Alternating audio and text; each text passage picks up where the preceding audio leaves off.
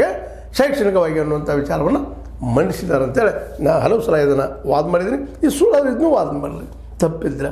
ಯಾಕೆ ಈ ಮಾತನ್ನು ಮಾತಾಡ್ತಾ ಇದ್ದೀನಪ್ಪ ಅಂದ್ರೆ, ಅನಗತ್ಯವಾಗಿ ಕೋಮು ದ್ವೇಷ ಮತ್ತೊಂದು ಬೆಳೆಸೋದು, ಜಾತಿಗಳ ತಿಕ್ಕಾಟ ಹಚ್ಚೋದು, ಇದು ಯಾವುದಪ್ಪ ಯಾರೂ ಮಾಡಲಿದ್ದಾರೆ. ಕಾಂಗ್ರೆಸ್ಗರ ಮಾಡಲಿ, BJPಗರ ಮಾಡಲಿ, RSS ಮಾಡಲಿ, ಮತ್ತೊಂದು ಮುಸ್ಲಿಂ ಕಮ್ಯುನಿಟಿ ಮಾಡಲಿ, ಯಾರು ಮಾಡಿದ್ರು ತಪ್ಪರಿ, ಅದು ಅಪರಾಧನ.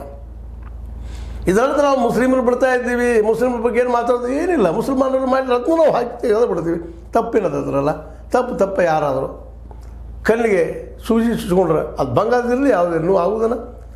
ಆ ನೆಲೆಯಲ್ಲಿ ಇವತ್ತು ನಾವು ಚರ್ಚೆ ಮಾಡಬೇಕಾಗ್ಯದ.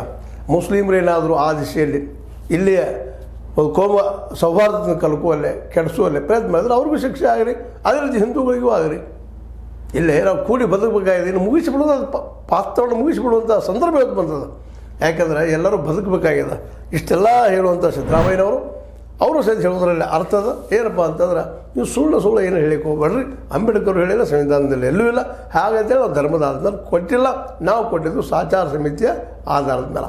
ಸಾಚಾರ ಸಮಿತಿಯಲ್ಲಿ ಹಿಂದಿತ್ತು ಅವ್ರ ಪರಿಸ್ಥಿತಿ, ಅವ್ರ ಶೈಕ್ಷಣಿಕ ಪರಿಸ್ಥಿತಿ, ಆರ್ಥಿಕ ಪರಿಸ್ಥಿತಿ, ಸಾಮಾಜಿಕ ಪರಿಸ್ಥಿತಿ, ರಾಜಕೀಯ ಪರಿಸ್ಥಿತಿ ಅತ್ಯಂತ ಗಂಭೀರ ಇರೋದರಿಂದಾಗಿ ಅವರಿಗೆ ಬದುಕೋದಕ್ಕೆ ಅವ್ರಿಗೆ ದುಡ್ಡು ಹಾಕ್ಲಿಕ್ಕೆ ಸಾಧ್ಯ ಇರಲಿಲ್ಲ. ಒಂದು ಕಾಂಟ್ರಾಕ್ಟ್ ಮಾಡಬೇಕಾಗಿದ್ರೆ, ಒಂದು ವ್ಯಾಪಾರ ಮಾಡಬೇಕಾದ್ರೆ ಅದಕ್ಕೆ ನಾವು ಕೊಟ್ಟಿವಪ್ಪ. ಏನು ತಪ್ಪ ಅದ್ರೊಳಗೆ ಎಲ್ಲರಿಗೂ ಕೊಟ್ಟಿದ್ದೆ ನಾವು, ಒಬ್ಬರಿಗೆ ಅಲ್ಲ. ಮೈನಾರಿಟಿ ಅಂತ ಕೊಟ್ಟಿದ್ದೆ ನಾವು.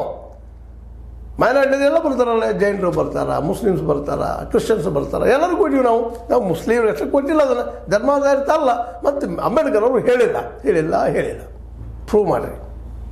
ಈ ರೀತಿಯ ಚಾಲೆಂಜ್ ಹಾಕಿದ್ರಿಂದಾಗೆ ಇವತ್ತು ಕಾಂಗ್ರೆಸ್ ಮತ್ತು BJP ಮಧ್ಯದಲ್ಲಿ ಇದು ಹೊಸ ಒಂದು ಏನಪ್ಪ ಚರ್ಚೆಗೆ ಜೊತೆಗೆ ಚಿಂತನೆಗೆ ದಾರಿ ಆಗ್ತದೆ ಅನ್ನೋದರಲ್ಲಿ ಎರಡು ಮಾತಿಲ್ಲ. ಅದೇನೋ ಆಗಲಿ, ಸಿದ್ದರಾಮಯ್ಯನವರ ಹೇಳಿದಂಥ ಒಂದು ಅತ್ಯಂತ ಈ ಒಂದು ಮಾತು ನನ್ನ ಅಭಿಪ್ರಾಯದಲ್ಲಿ ಅವ್ರು ಒಳ್ಳೆಯ ಅಭ್ಯಾಸ ಮಾಡ್ಕೊಂಡು ಈ ಮಾತನ್ನು ಮಾತಾಡಿದ್ದಾರೆ.